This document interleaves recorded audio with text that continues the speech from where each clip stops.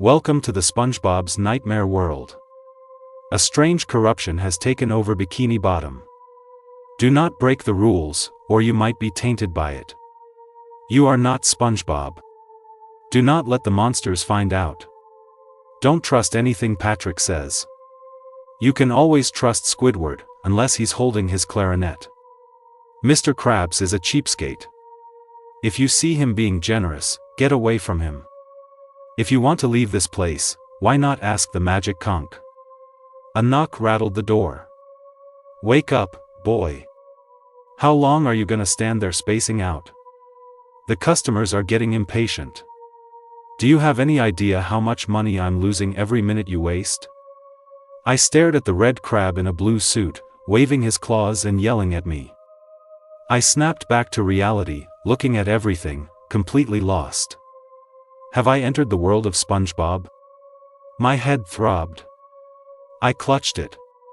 You alright, kid? The red crab asked with concern. After a couple of minutes, my head cleared. This was SpongeBob's world. The red crab was Mr. Krabs, and I was SpongeBob. I'm fine now, I said, adjusting the chef's hat on my head and gripping the spatula in my hand. Good, you're okay, boyo. You know, hiring a new fry cook would cost me a lot of money, Mr. Krabs said, relieved. SpongeBob, stop slacking off. Hurry up with those Krabby Patties, the order slips are piling up. A squid's face appeared in the window, looking at me with disgust. I took one look and saw it was just like the cartoon, Squidward, with his world-weary face. After shooing Mr. Krabs away, I started making Krabby Patties from memory. At the same time, I started thinking about Rule 5. In the show, the magic conch was like an oracle that could predict the future. My new goal was set: find the magic conch and ask it how to get back to my own world. Just as I was thinking this, a series of prompts flashed in my mind. Ding! Chef's rules. You are a fry cook. You must prepare food for the customers. If you forget how to make a Krabby Patty, you can look at the secret formula. It has the answers you seek. Honesty is the best policy. Do not skimp on ingredients, or you will break the law and have to pay triple the damages. A fry cook's duty is to make money for the boss. If you cause the boss to lose money, you will be fired. Mr. Krabs is easy to talk to, provided you don't cost him money. If you do, the consequences will be severe. I couldn't help but wonder what these prompts meant. Was I supposed to be a good fry cook? I'd seen SpongeBob make Krabby Patties before, but I wasn't 100% sure I remembered every single step. If I left something out, it would be skimping on ingredients, which was extremely dangerous. I made a snap decision and ran to Mr. Krabs' office. Mr. Krabs, I cried, I fell and hit my head earlier, and now I've kind of forgotten how to make a Krabby Patty. Oh, you poor boy. You just wait here, I'll go get the secret formula for ya, Mr. Krabs said, turning to fiddle with his safe. It was working. Mr. Krabs was easy to talk to. Just as I was congratulating myself, Mr. Krabs stopped what he was doing, spun around, and pointed a gun at me. You're not SpongeBob. What? I was shocked, but I forced myself to stay calm. Of course I'm SpongeBob. Who else would I be? Mr. Krabs narrowed his eyes, his voice turning sinister. You're pretending to be SpongeBob to steal me Krabby Patty's secret formula, aren't you? Plankton? Plankton? I'm not Plankton, I'm SpongeBob, I argued desperately. Mr. Krabs ignored me, stepping closer and closer. Then, a flash of inspiration: how do you prove you aren't trying to copy someone's homework? The best way is to show you already know all the answers. The Krabby Patty secret formula is, first, you sear the patty for exactly 283 seconds. As I recited the steps, Mr. Krabs stopped in his tracks, his jaw dropping in shock. How do you know the secret formula? No, wait, you know the formula, who are you? He stammered, his face a mask of disbelief. I'm SpongeBob. I saw how strict the food safety laws are, and I was worried I'd mess up a detail, so I came to ask you, I said sincerely. Is that so? Well, I believe you, boy, Mr. Krabs said, reluctantly lowering his weapon. I was about to breathe a sigh of relief when Squidward rushed in. Mr. Krabs, it's terrible. A customer wants a refund. What? Take me to them. Mr. Krabs practically exploded, grabbing Squidward and dragging him out to the dining area. I followed close behind. In the center of the restaurant, a crowd had gathered around a fat, yellow fish who was holding a half-eaten Krabby Patty, waiting with a smirk. He was obviously the one demanding a refund. Mr. Krabs shoved Squidward aside and stomped right up to the yellow fish, getting in his face. Once you take a bite, there are no refunds. The fat fish just sneered, holding up the Krabby Patty. There's something wrong with your patty. According to food safety laws, I can get a refund. Mr. Krabs tried to snatch it away to destroy the evidence, but the fish was too quick. Nonsense. There's nothing wrong with me, Krabby Patty. Mr. Krabs fumed. The crowd started to look at the fish with suspicion. The yellow fish grinned, as if he'd been waiting for this. He held the Krabby Patty out for everyone to see, then opened it up, revealing the ingredients inside. I thought it was no big deal and was about to relax when the fish said something that hit me like a lightning bolt. You forgot the lettuce. What? That's impossible. I remember putting it in, I protested. Mr. Krabs snatched the Krabby Patty and, in front of everyone, pulled it apart. All the ingredients were there, the bun, the patty, everything except the lettuce. No. Mr. Krabs screamed at the ceiling. According to the rules, you owe me $9, the fish said with a wicked grin. No. We can make you a new one. No, wait, 3 new ones. Just please don't make me give you a refund, Mr. Krabs pleaded. Nope.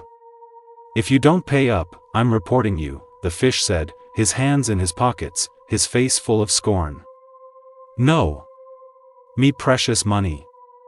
In the end, the fish walked out with Mr. Krabs' money. The crowd dispersed, and Squidward clocked out for the day.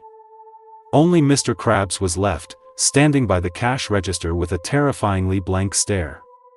The atmosphere was horrifically tense. Mr. Krabs, I'm sorry. I'll be more careful next time, I said, trying to console him. It was so weird. I was sure I had put lettuce on it. It was you.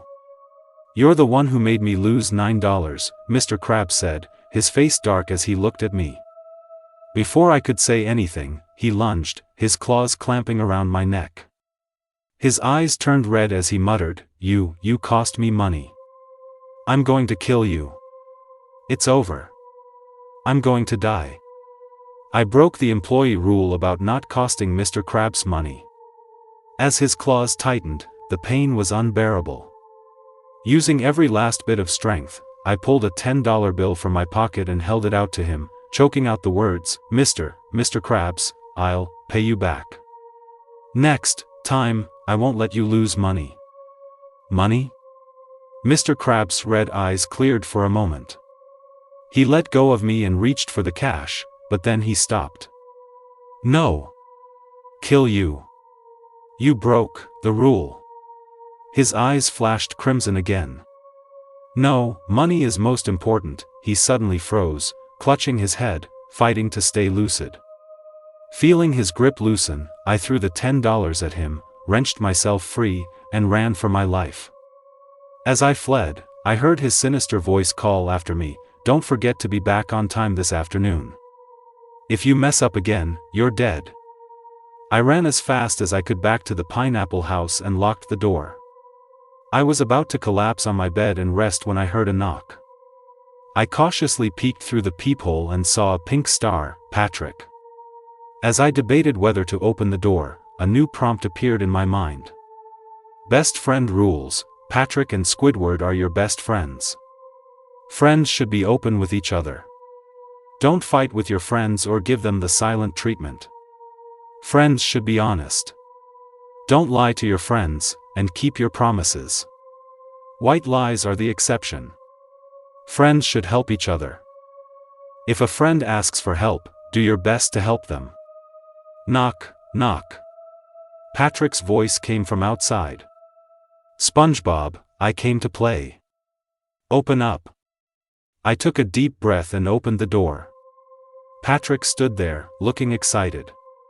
SpongeBob, let's go jellyfishing. I shook my head. I can't. I have something to do. What do you have to do? Patrick asked curiously.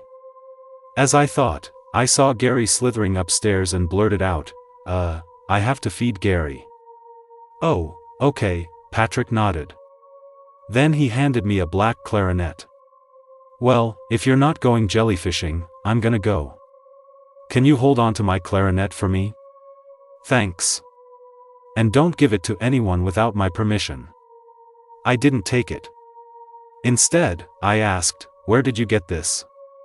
He dodged the question. I didn't steal it, I found it on the ground.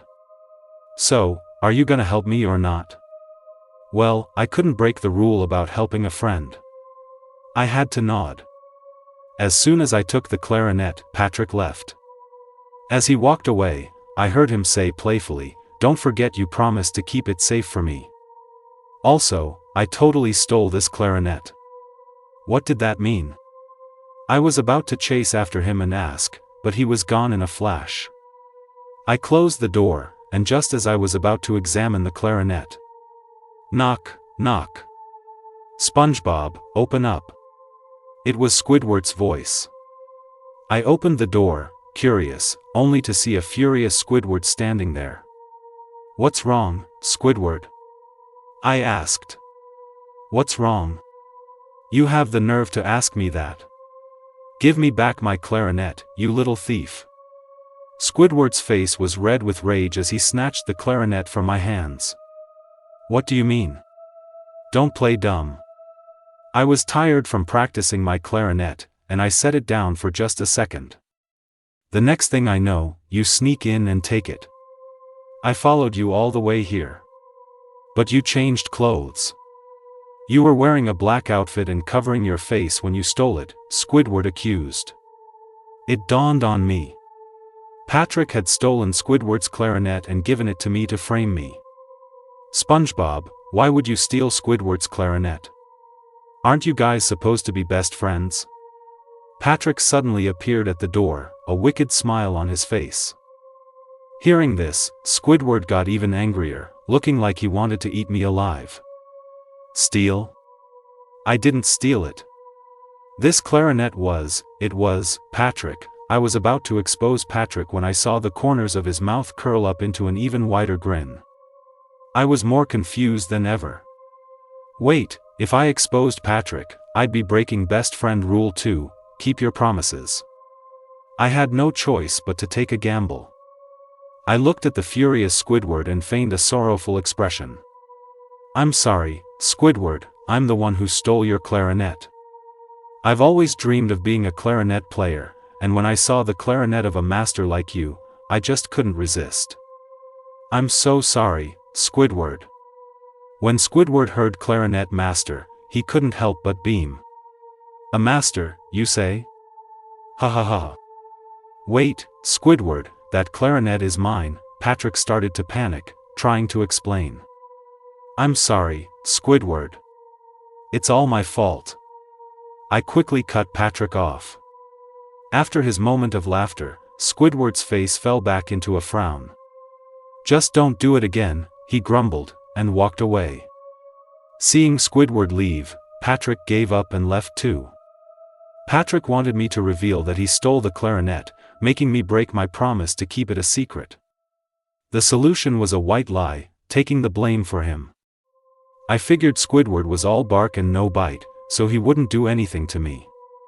And I was right. After that close call, I set my alarm for my afternoon shift and tried to take a nap. But I couldn't sleep. I kept thinking about what to do next. First, I needed to figure out why the lettuce disappeared. Then I needed to find out where the magic conch was. I'd look for it after work. Ding! A new prompt appeared in my mind. Pet rules. Your pet is Gary. He is a wise one. You can ask him any questions you have. Gary cannot speak. Remember, he cannot speak. He cannot speak. The corruption is starting to seep into your pineapple house. Do not wander around outside. It's not safe out there. You must find the correct way to leave this pineapple house. You can trust Gary completely. He will help you leave this place. Huh. As I was trying to make sense of it, the TV turned on. I went to look and saw Gary sitting on the couch, watching TV. When he saw me, he turned it off and looked at me with sharp, intelligent eyes.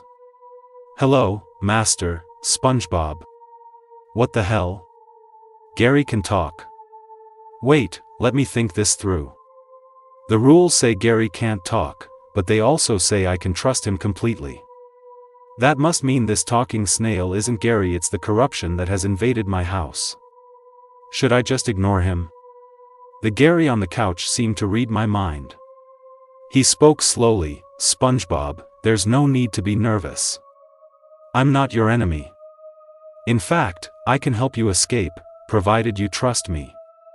I was speechless. Then an idea struck me. I told him about the disappearing lettuce and asked him to help me figure it out. The snail smiled calmly. The lettuce didn't disappear. It was. After he explained, I nodded in understanding.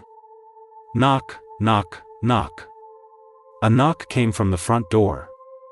I was about to open it, but the snail stopped me, his tone urgent. Don't open it. It's the corruption. I froze in fear. But then I heard a meow from outside. I was startled. Isn't that Gary's meow? With a slight scratching sound, I saw Gary at the window, holding a small wooden sign in his mouth. Two Garys. I couldn't help but shout. When I read the words on the sign, my heart pounded even harder. It said, SpongeBob, get out of there. The Gary inside is a fake. He's the corruption. I turned to look at the frowning Gary on the couch, and suddenly, something felt very wrong. The rules say I can trust Gary, that he's a wise one who can help me escape, but that he can't talk. Talk? The Gary inside can talk. He's the fake. I immediately put my hand on the doorknob, ready to leave. Wait, don't open the door. The Gary outside is the corruption. The corruption is trying to trick you into going outside. I won't come near you, just listen to me, the indoor Gary said anxiously. I kept my hand on the doorknob, watching him warily. If he made one wrong move, I was out of there. SpongeBob, listen to me, his voice became calmer. Knock, knock, knock. The Gary outside started banging on the window. I looked over and saw he had changed the sign. It now read, leave now. He's the corruption. If you stay too long, he'll corrupt you. The indoor Gary countered, don't be fooled by the corruption outside. You can't leave yet. You need to find the key to get out. What key? I asked, confused. It's not a real key. It's the way to leave this place. If you just stay here long enough, you'll find it, he said with certainty. By then, I'll probably be corrupted by you. I don't believe you, because Gary can't talk, I retorted. Knock, knock, knock. The knocking from the Gary outside grew louder, urging me to get out. Is that so? You're right, Gary can't talk. But I really am Gary. Just stay in the house until 3 p.m. If you do that, I won't try to stop you from leaving. How about it? He offered. Why 3 p.m.? Isn't that the time I set my alarm for? I was puzzled. That's the answer to leaving this place, Gary said seriously. Knock, knock, knock. The window rattled again. The Gary outside had updated his sign, "The way to leave is to open the door, but you can't touch the corruption." I was torn. I suddenly remembered Rule 3 said it wasn't safe outside. If Gary was truly wise, he wouldn't want me to go out. Or maybe it wasn't safe because the corruption, the Gary outside, was out there. Trying to figure out who was real and who was fake, according to the rules, they were both fake. Knock, knock, knock. A frantic banging came from the front door. "This is bad, the corruption is trying to get in. Go hide by your bed." "I'll hold it off," the indoor Gary said, slowly walking towards me. "Stop. If you come any closer, I'm opening the door and leaving," I threatened. He stopped. Should I open the door and leave? I was lost in thought. What was the way out? Was it leaving the house without being touched by the corruption, or was it using something inside this house to escape? Suddenly, I had a crazy idea. I looked at the snail inside the house. "Gary, you say you're the real one.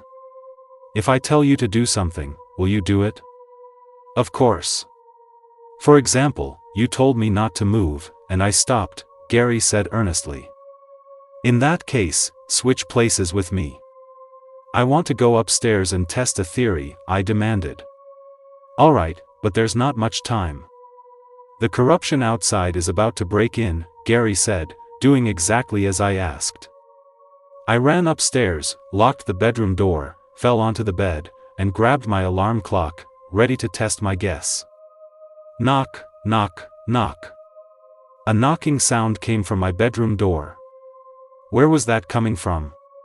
Did the Gary from outside get in, or was the Gary from downstairs knocking on my door? Cold sweat dripped down my forehead. As the knocking got louder, I fumbled with the alarm clock faster, asking, "Who's out there? Is that you, Gary?" Would I hear a meow or a voice? My heart was in my throat. I finally got it set. I put the alarm clock by my bed, lay down, and squeezed my eyes shut. Boom! The door was smashed open. It's over. I'm going to be corrupted. Brarring. Brarring. The alarm clock went off. I'm saved. As the alarm rang, I opened my eyes. I looked at the door. It was perfectly intact. I picked up the alarm clock and saw that only a minute had passed since I'd set it. Gary's meow came from nearby. The hair on my arms stood on end as I looked under my bed. He was staring at me intently. Did I lose? I stared at him in terror, but he just looked back at me, a little confused. We stared at each other for a full minute before his stomach gurgled, and I realized I had forgotten to feed him. I was out of danger. I started to piece things together. The rule said Gary could be trusted, but he couldn't talk. Logically, the talking Gary inside the house was fake, and the one outside was real. But the inside Gary had a certain wisdom to him and never seemed to want to harm me. If he was the corruption, I'd have been dead long ago. The Gary outside kept trying to get me to leave, but the rules said it wasn't safe outside. So, the one trying to make me go out must have been the fake one. I couldn't be sure who was real or fake. Or, according to the rules, maybe they were both fake. But the Gary inside had hinted that the alarm clock was the way out. That led me to a bold guess: I was in a dream. In a dream, Gary could talk. In reality, he couldn't. It meant I was dreaming. And how do you leave a dream? You get woken up by an alarm clock. Looks like I was right. After feeding him, I noticed a piece of paper under his food bowl. I picked it up and read. If you're reading this, it means you found the way out of that place. You must have a lot of questions. To get answers, go to Sandy's tree dome. You'll find what you're looking for there. A wise one, now departed. I looked down at Gary, who was happily eating, and said, "Thanks." I was in no mood to sleep now. I ran straight to Sandy's tree dome to find her and get some answers. Unfortunately, she wasn't home. Determined to solve this mystery, I turned her place upside down and found a few diary entries. March 2nd, I used my rocket to travel to the moon. I discovered a mushroom with incredible vitality. Out of curiosity, I brought it back for research. March 3rd, the mushroom grew to a terrifying 5'7". The weeds around it all withered and died. As I stood there shocked, I heard a strange voice in my head. It told me to destroy the mushroom with fire. It carried a strange power, a corruption that could taint all of Bikini Bottom. I did as it said. As I was burning it, Patrick came to see me. Without asking, he ate what was left of it and ran off. I went out to look for him but couldn't find him. However, being the genius I am, I managed to create an antidote from the remaining residue. Patrick must be corrupted by now. All I have to do is splash him with the antidote, and he should be fine. March 4th, I still haven't found Patrick. I'm starting to panic. The mysterious voice hasn't come back. At 12 p.m., a note was slipped under my door. It read, "The corruption is beginning to spread. Find the magic conch. Only the magic conch can save Bikini Bottom. If someone knocks on your door, do not open it. Leave this place and find the magic conch. A mysterious figure." Right after I finished reading, someone knocked on my door. I asked who it was. The person replied, "It's Plankton. I have something I need to discuss with you." The diary ends here. The diary just stopped. I was completely baffled. What did Plankton want with Sandy? And how did this mysterious figure know about the magic conch? I thought about it for a while but came up with nothing. I had to head back to the Krusty Krab for my shift. I made a Krabby Patty and handed it to the big yellow fish. He sneered, "Better not have forgotten the lettuce this time, SpongeBob." Ha ha ha. Mr. Krabs tensed up beside me and started to remind me, but I cut him off with a cold smile. I definitely put it in. With everyone watching, the fish took a big chew. Thanks to the advice from the wise Gary, I already knew his trick. Just as he was about to stick out his tongue to show me I'd forgotten the lettuce again, I grabbed his tongue, flipped it over, and there they were, 3 pieces of lettuce stuck to the underside. The truth was out. The crowd erupted. "You cheat! Give me back me money!" Mr. Krabs roared, leaping forward and beating the tar out of the yellow fish. After the beatdown, Mr. Krabs let out a long, satisfied laugh. Suddenly, Plankton stretched his neck out and pointed at the door, yelling, "Quick! Close the door! Don't let him get away!" I looked where he was pointing and saw Plankton himself, carrying the bottle with the secret formula and dashing out the door. Before Mr. Krabs could even react, Plankton was long gone. Squidward and I were ordered to get the secret formula back. The moment we stepped into the chum bucket, we fell into a trap. Squidward and I were locked up. The dungeon was dark and damp, with piles of straw in the corners and a single, tiny window that gave the whole place a grim feel. "You two really thought you could get the formula back? Not in a million years. Ha ha ha." Plankton stood in front of the iron bars, hands on his hips, laughing maniacally. His big screened robot wife, Karen, stood beside him. "This is my latest high-tech combination lock. If you can't enter the correct answer, you'll never get out. And if you enter the wrong answer, you'll be zapped with a high-voltage current," Karen announced in her robotic voice. "It's my wife's latest invention. Well, I'm off to study the secret formula." "La la la," Plankton sang as he and Karen left. We were like trapped animals. After a moment of panic, Squidward started cursing and grumbling about how he never should have come to this stupid place. I, on the other hand, gathered my courage and went to inspect the lock. There was a small electronic screen that read, "If you choose an answer to this question at random, what is the probability that you will be correct? A. 25%, B. 0%, C. 50%, D. 25%. What? My brain shut down. Squidward saw me staring blankly and came over. He took one look and burst out, "What the hell kind of question is this? How are we supposed to pick the right answer? How are we supposed to get out of here?" Suddenly, that voice echoed in my head again. Ding! Prison rules. You cannot leave the prison without answering the question correctly. You may only touch the screen with your hand to answer.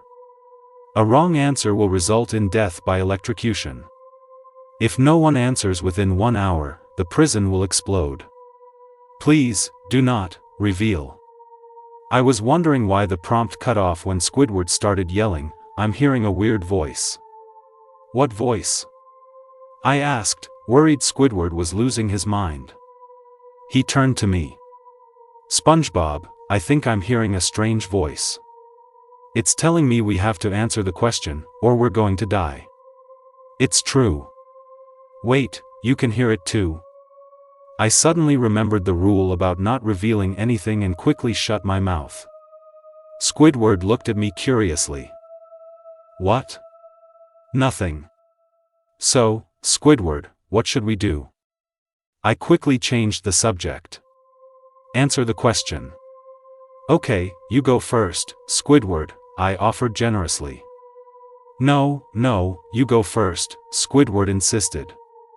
It seemed Squidward also understood that a wrong answer meant death. After a long, tense back and forth, I started to wonder something. Why would Plankton lock us up here but not do anything to us? And where were Sandy and that mysterious figure now? What are you two numbskulls doing? Haven't you gotten the formula back yet? Mr. Krabs was suddenly standing right beside me. Mr. Krabs? Squidward and I yelled in surprise. How did you get in here? I asked quickly. There's a door next to the iron bars, isn't there? It wasn't even locked, Mr. Krabs said with a shrug. What? I looked at the bars, and sure enough, there was an unlocked metal door right next to them. Why don't you try going back out? I asked, testing him. All right, kids, let's get back to work, Mr. Krabs said, grabbing my hand and Squidward's and leading us towards the metal door. What about the secret formula? I asked. That was a fake. Ha ha ha. Mr. Krabs laughed, letting go of our hands to push the door. Bzzzzzt. A powerful electric current surged through Mr. Krabs, making him jump and scream in pain. Mr. Krabs, now nearly charred black, couldn't believe it. What happened? It's electrified. A wicked laugh echoed through the room as Plankton and Karen stepped out, rubbing their hands together. Hand over the real secret formula, Krabs, or you're never getting out of here. You'll never get it. Mr. Krabs shot back, raising his claws in defiance. Plankton just looked at him playfully. Oh yeah? And how are you gonna get out? Mr. Krabs sneered. You think I came here empty-handed? With that, he pulled out a power drill and started boring into the wall. Whir! Cracks quickly spread across the wall. Oh no, you don't. Plankton and Karen rushed in, Plankton wielding a taser. As soon as he was inside, Plankton fired at Mr. Krabs. Boom! Just as the wall broke open, the electric bolt shot towards Mr. Krabs. Whoosh! Mr. Krabs ducked just in time, then threw his whirring drill at Plankton. Plankton swung his taser to counter. The two of them were locked in a fierce battle. The hole Mr. Krabs had drilled led outside. I could see fragrant flowers, swaying coral, and even a few jellyfish floating by. Squidward saw his chance and made a run for it. I was about to follow him. Thwack! Plankton sent Mr. Krabs flying into a wall.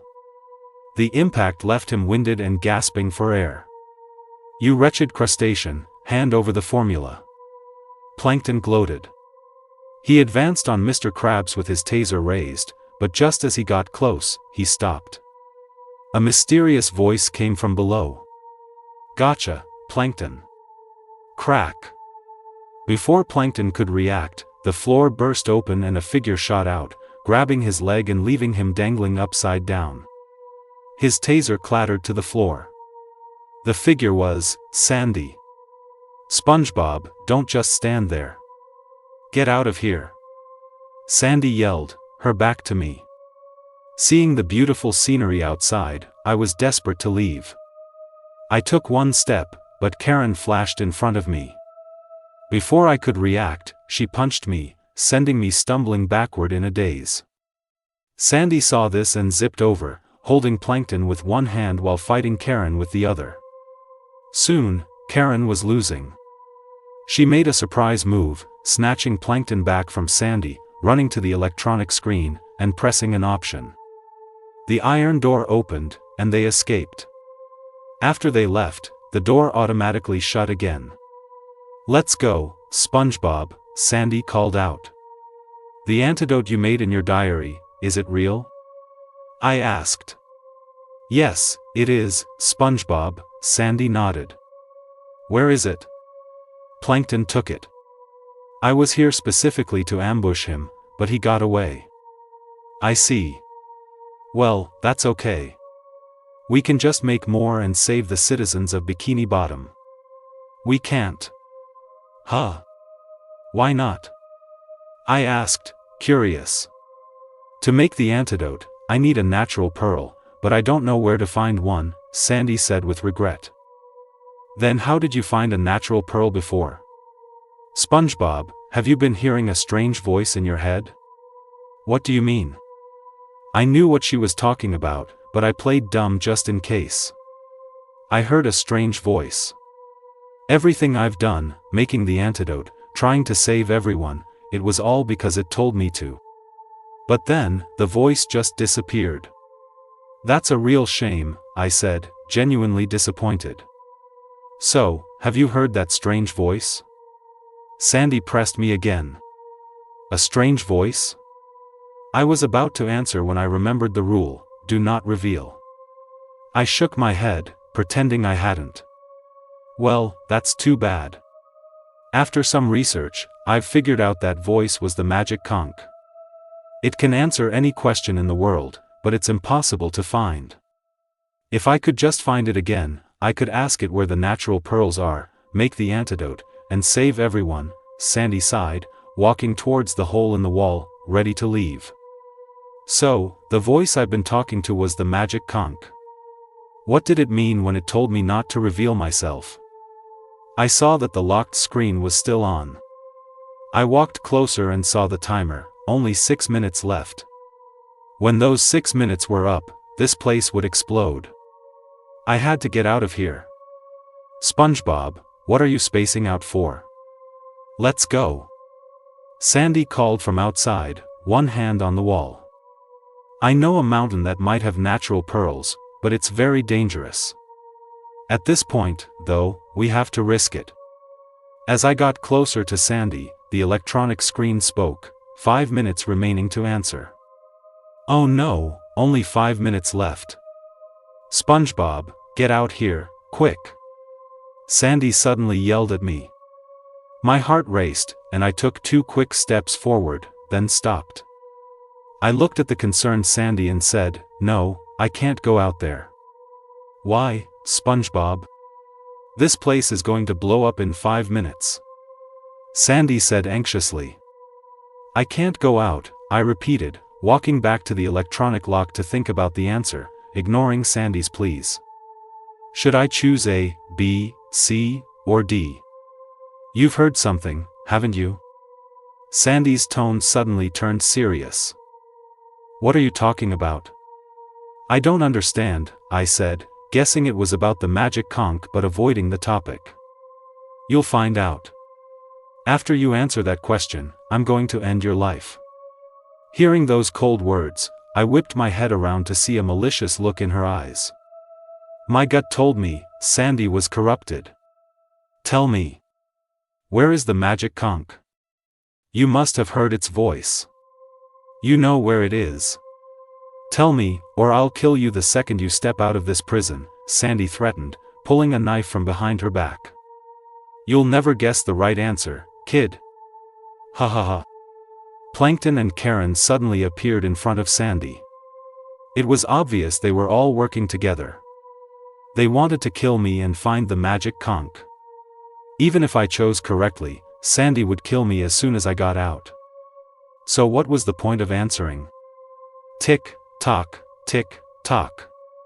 The sound from the lock was like a hammer on my heart. Screw it, I had to take a chance. I started to think, but my mind was blank. Time was flying. Only 1 minute left. Please choose. I suddenly heard the answer in my head. I clicked it, and sure enough, the lock opened. I was saved. That was the magic conch's voice. It's in the coral forest. Sandy shouted. The three of them, overcome with excitement, took off towards the coral forest. I left through the hole in the wall. The fresh air felt like freedom, but I was immediately anxious again, not knowing where to go. Then I noticed a piece of paper on the ground where the three of them had been standing. I opened it and read. The magic conch revealed its location to save you. Go to the coral forest and find it. Don't let it fall into their hands. A mysterious figure. Reading this, my eyes widened. A mysterious figure? Was he one of them? He must not have been corrupted yet. Whatever. My objective was clear: get to the coral forest, find the magic conch, and ask it how to get rid of this corruption and how to get out of this world. As I neared the coral forest, I could vaguely make out some figures standing guard outside. Not knowing if they were friend or foe, I carefully snuck in without alerting them. As I was pushing aside some foliage, a hand clapped me on the shoulder. I yelped in shock and spun around. It was Squidward. He quickly shushed me. The guards heard my voice and started heading over. Squidward pulled me into a thicket, and we hid until they left. Once the guards were gone, I asked him, "What are you doing here?" "Sandy and the others are corrupted. Those people outside are corrupted too. They're planning to search this whole forest because the magic conch is here." Squidward explained everything. "So, you're the mysterious figure?" "Yes." "So what do we do now?" I asked. "We listen for the magic conch's voice and find it. I'm one of the people who's heard it before. If I get close, it will speak to me. And then? The magic conch will tell us how to purify all these corrupted people," Squidward said with certainty. Suddenly, I noticed Squidward was holding a stick wrapped in black tape. "What's that?" I asked. "It's just a stick I found on the ground." "For self-defense," Squidward replied. So Squidward and I began our search through the coral forest. When we got tired, we sat down on a rock to rest. I noticed a piece of paper under my foot. Cautiously, so Squidward wouldn't see, I opened it. It read, "Squidward is not the mysterious figure. He's been corrupted. He only knows that you've communicated with the magic conch before and hopes you'll lead him to it. Lure them all to one place, and I can purify them. A mysterious figure." I quickly shoved the note in my pocket. I snuck a glance at Squidward. He hadn't noticed. That stick must be the clarinet. I couldn't trust this Squidward. I led him on a wild goose chase until I spotted a giant boulder. I feigned surprise. "The magic conch is under this rock." Squidward's face lit up. He threw all his weight against it, but it wouldn't budge. I pretended to be anxious. "Oh no. The magic conch says it's about to leave." Squidward got nervous. "Come on, help me. I can't move it by myself." As soon as he said that, Sandy, Patrick, and Mr. Krabs all appeared. "What do we do with this SpongeBob?" Plankton asked menacingly. I didn't know what to say. I just waited for them to decide my fate. "Should we kill him?" Patrick asked with a wicked smile. "Let's just move this rock," Squidward said. "We can deal with him later." Karen's voice suddenly cut in. "Don't you dare try to run, or I'll kill you," Sandy threatened. I had no choice but to stay put. The few of them used all their strength but could only move the rock a tiny bit. Karen suddenly suggested, "Why don't we get everyone to help us push? If we're all together, we could all be purified at once." Mr. Krabs considered. "What are you trying to pull, saying something like that?" Plankton suddenly asked. "Watch your mouth, Krabs. Don't you talk about my wife like that," Plankton said protectively. "The magic conch is about to leave. If it gets away, don't blame me," I added, fanning the flames. "I'll call them over," Patrick said. He let out a loud roar, and immediately, a rustling sound came from all around. It was the other corrupted citizens of Bikini Bottom. They were all here. With their help, Patrick and the others pushed the rock aside. Underneath, there was no magic conch. Seeing that things were going south, I made a run for it. Sandy took 2 long strides and leaped in front of me, swiping at me with her claws. Thud. A figure stepped forward and blocked the attack. I looked closer. It was Karen, blocking Sandy's blow. She turned to me and said, "Good job, SpongeBob." The corrupted crowd, realizing Karen was the mysterious figure, swarmed us, surrounding us completely. Boom! Karen fired a projectile into the sky. Pop! A light rain began to fall. Seeing this, Sandy and the others knew they were in trouble. They tried to flee into the forest. But it was too late. As the raindrops fell on them, black mist billowed out of their bodies with their screams. They were all being purified. Everything returned to normal. And I returned to my own world.